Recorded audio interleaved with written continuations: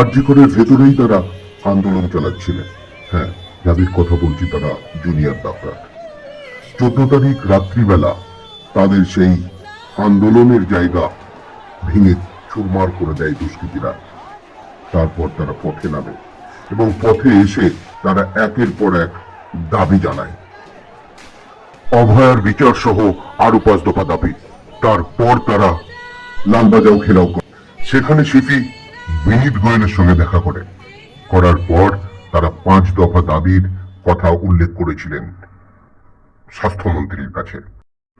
স্বাস্থ্যমন্ত্রী তিনি সুপ্রিম কোর্টের উপরে আস্থা রেখেছিলেন এবং সেই আস্থায় সুপ্রিম কোর্টের বিচারপতি চন্দ্রচূড় বাবু তিনি রাজ্য সরকারের পক্ষে রায় দিলেন এবং উল্লেখ করলেন আজ বিকেল 5টার মধ্যে তাদেরকে কাজে জয়েন করতে হবে। কিন্তু জুনিয়র ডাক্তাররা সে কথা মানলেন না মেনে আজকে তারা আবার নতুন ভাবে পথে নামছে। হ্যাঁ, এবার স্বাস্থ্য ভবন ঘেরাও করতে যাচ্ছে তারা আজ বিকেল 5টার মধ্যে।